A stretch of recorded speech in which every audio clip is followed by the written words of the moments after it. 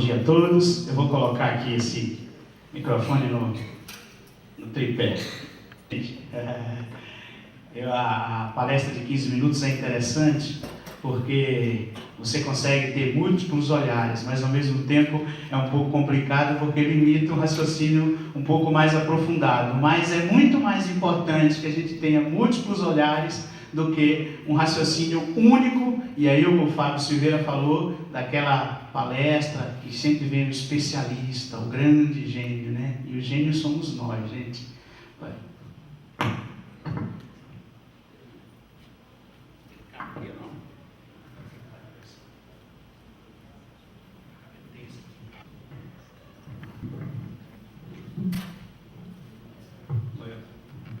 Eu me sinto melhor porque gesticula, né? A gente que tem paixão pelo que defende. Bom, meu nome é João Batista Moreira Souza, sou ambientalista, né? Tenho 25 anos, eu participei de uma ONG chamada Bandeira Verde em 88 e em 90 nós fundamos a Patrulha das Águas, que é hoje a mais antiga ONG em atividade. Depois, há 10 anos atrás, nós ajudamos lá também e participamos da criação da ONG MAI, Meio Ambiente Equilibrado.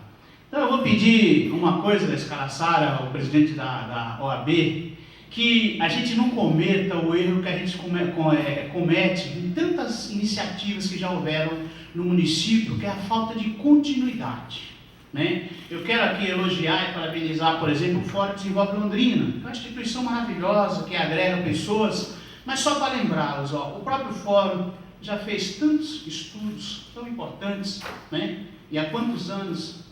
Mas será que é fazer o estudo, continuar no estudo, ou pegar que o primeiro estudo tenha continuidade? Então essa questão da violência, né, que é tão abrangente e que talvez eu mudei muito a minha concepção como ambientalista, né, o meu desafio de tentar compreender as águas no ambiente urbano. Você precisa ter uma visão sistêmica, holística de processo. O que é o bueiro, a calha, a rua, a erosão, escoamento, velocidade, permeabilização, como que isso tudo tem a ver com água, com o rio, com assoreamento, com Londrina, com o seu potencial natural. E a gente vê o seguinte, gente, Londrina, coloca ali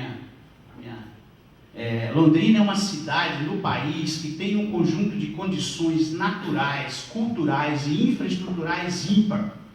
Não temos concorrente no país. Se a gente somar água, biodiversidade, clima, solo, infraestrutura, nós temos 17 quilômetros de comprimento por 14, então dimensão territorial já complexa para gerenciar, 82 quilômetros de rio Tibagi, 84 rios na área urbana, cerca de 500 rios no município, ainda temos mata, biodiversidade, nós temos um salto com 104 metros, o salto do Alcaraninha. Então, quando você soma tudo isso, né, solo fértil, né, terra roxa, um relevo maravilhoso, então nós não temos enchente, porque nós temos um relevo com os 84 rios que distribui a carga hídrica, então nós somos abençoados por Deus. A água, por exemplo, que é um conflito, nós temos água para abastecer 3 São Paulo. Olha só que maravilha. Olha só, no extremo da seca do Tibagi, de 1932 até agora, ele chegou em 32 metros cúbicos por segundo. Nós captamos 1 metro cúbico, 1,2 na duplicação do Tibagi, vamos chegar a 2. Então, minha cabeça mudou muito e eu recomendo, quando eu li esse livro aqui, O Verdadeiro Poder de um Especialista, é o considerado o maior consultor brasileiro, chamado Vicente Falcone. Por quê? Porque a gestão é a essência de tudo. De uma creche a uma grande empresa, do governo é gestão. E a gente percebe o seguinte, a gente que tenta ter uma visão sistêmica, holística, e a gente vê que o primeiro erro é isso. A gente não tem visão sistêmica de processo. A gente não consegue fazer a inter-relação. Então, por exemplo, violência, você não tem como ter um plano para violência. Você tem que ter um plano para elevação social, para educação, para motivação, que vai ter reflexo na violência, que vai ter reflexo na limpeza urbana. Eu não conheço nenhuma cidade que tenha baixo índice de violência, que ela seja suja, que ela seja cheia de entulho, de lixo, com calçadas irregulares. Então, esse é o desafio. O desafio é que o gestor acaba não fazendo a verdadeira e técnica e científica gestão. Por quê? Qual a conclusão das falas de ontem? E foi até até legal eu poder ter falado hoje, gostaria até talvez de ter falado no final da tarde. Todas levam a uma só conclusão: educação, educação, mobilização comunitária. Mobilização, aumento do capital social, gente. Você imagina um tema tão complexo quanto a violência, que afeta todo mundo. E se a gente imaginar que 500 mil pessoas, 1% daria 5 mil, e 0,1% daria 500 pessoas, e talvez nos 2 dias a gente vai ter 500 pessoas. Então nós ainda somos a cidade na casa do zero. E se tirar as pessoas que são militantes, estão aqui há muito mais tempo, e os profissionais, então, de povo mesmo, então não tem nada que seja mais eficaz do que ativar e mobilizar pessoas. A elevação do capital social é a essência da transformação. Bom, aí então o gestor sabe disso, mas ele não pratica isso. E se ele não pratica isso, você desconsidera a essência da gestão, que é o foco. Então, se eu tenho problema, se o problema é educação, é ativação social, eu começo a resolver. Isso é longo, como é que você vai ativar uma cidade, 500 mil habitantes? Você não divide o território. Você não divide o território. Então, nós acreditamos que esse modelo de gestão pública das cidades brasileiras, ele está falido e ele é irrecuperável. Eu gostaria de ter um debate com qualquer especialista para que ele me mostre a saída desse modelo, exatamente porque não considera essa ativação social.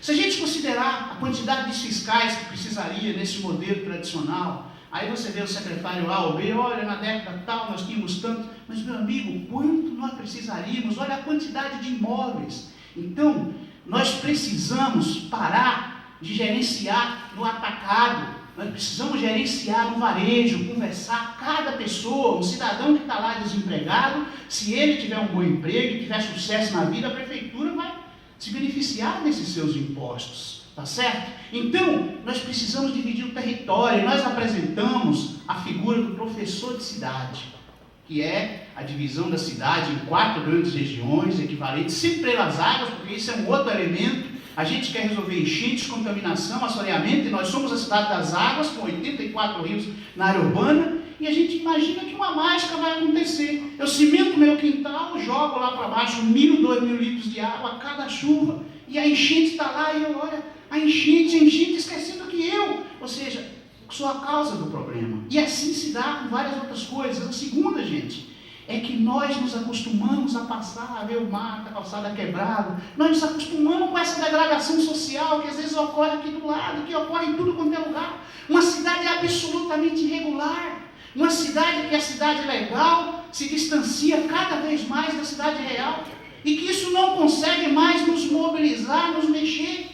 E que então a administração enxuga gelo, e não estou falando desse prefeito, estou falando de todas as cidades. Elas têm os mesmos problemas. Jataizinho e São Paulo têm exatamente os mesmos problemas, só muda a escala. Só muda a escala. Jataizinho tem engarrafamento de 5 carros, e São Paulo tem de 50 mil, mas só muda a escala. A violência, então, todos os problemas, e todos eles estão na educação. E como nós vamos educar as pessoas? E não estamos falando só, porque tem muito aquela coisa da educação, mas são milhares de pessoas que são formadas, que têm curso superior, que já viajaram pelo mundo. Nós estamos falando de sensibilização para as causas comunitárias. Nós estamos falando de sensibilização para o interesse público, para a participação, para saber que eu faço parte de um todo, e que se eu não estiver integrado e fazendo a minha parte, esse todo nunca vai ser um todo. O Fábio Silveira ontem falou uma fala que eu costumo dizer: nós só temos 2 tipos de pessoa, ou que faz parte do problema, ou que faz parte da solução. E a grande maioria nossa hoje está fazendo parte do problema. O nosso comprometimento, quando a gente vai medir, eu estou falando isso pelas questões ambientais, quando a gente faz uma análise na minha casa, rapaz, a coisa é complexa, e a gente está, 5 minutos só. Então, gente, esse é o desafio. O desafio de fazer a coisa certa. O desafio de ter uma visão sistêmica, científica. E não ficar nos enganando. O gestor precisa ter uma nova relação com a sociedade. Uma relação transparente, ética, na qual ele mostra, olha, os recursos públicos são insuficientes e, infelizmente, serão sempre insuficientes. Sempre. Não temos perspectiva de você dizer que tem um recurso sobrando, até porque nós temos algumas áreas que absorvem volume gigantesco de recursos, como a saúde, né, por exemplo. E se tivermos uma gestão eficiente, é uma gestão transparente, uma gestão participativa, na qual mostra, olha, se você varrer a frente do seu imóvel, se você participar do cuidado de uma praça, de uma ação, um e-mail, um telefonema, você vai estar ajudando a resolver esse problema. Só com comprometimento, com ética e com educação e com foco. Porque nós falamos em educação e aí nós fazemos outras ações. Nós temos que dizer, é isso que tem que ser feito e é isso que tem que ser feito, porque senão nós estamos enxugando gelo. E aí a educação vai ter reflexo na violência, vai ter reflexo na diminuição do acidente de trânsito, a educação para a cidadania, a educação para uma sociedade mais educada, civilizada, construtivista, na qual as pessoas tenham vergonha de fazer atos, né, de andar acima da velocidade, de praticar irregularidade, de ser grosseiro, de ser agressivo. E como nós vamos fazer isso? Isso vai acontecer do nada, não. Isso vai acontecer com indução do gestor. O prefeito, a prefeitura, as instituições é o líder. Todas as cidades do mundo que passaram por processos transformadores foi via mobilização social, via educação e via liderança, transparência, honestidade, franqueza. Eu preciso da sua ajuda, cidadão. Como? Compreendendo, participando, estudando, estando num fórum como esse. E olha que riqueza. Para quem participar disso aqui durante 2 dias, vai ter um outro olhar sobre a segurança, um olhar mais aprofundado, um olhar mais rico, mais de encontro à solução. Então, gente, a gente tem que parar de enxugar gelo. As nossas autoridades têm que ter a humildade de saber que elas precisam ter técnica, ciência, e que normalmente não é a solução mais simples, mas é a que tem que ser feito, porque se a gente não faz, em razão de que a tarefa é grande, e daqui a 1 ano ela vai ser maior, e daqui a 2 anos ela vai ser maior, e assim será. Ou seja, só tem um jeito: atuar na educação, na elevação do espírito de cidadania, na elevação da construção de um novo olhar, na altura de Londrina. Porque é isso que eu digo, o nosso capital natural, ele já é muito grande. Nós somos pequenos perante a grandeza de Londrina no cenário nacional. E é possível, sim,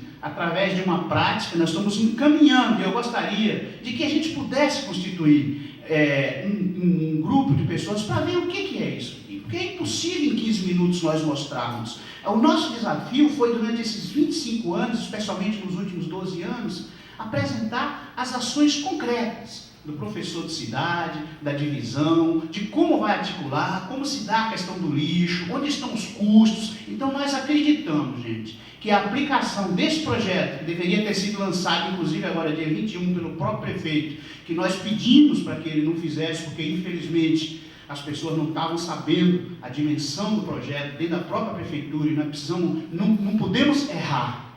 Então é o momento de chamar vocês, chamar toda a sociedade a uma reflexão profunda, à altura dessa cidade.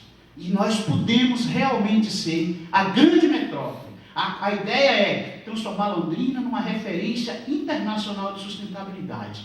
Sustentabilidade significa o pleno desenvolvimento social, econômico e ambiental.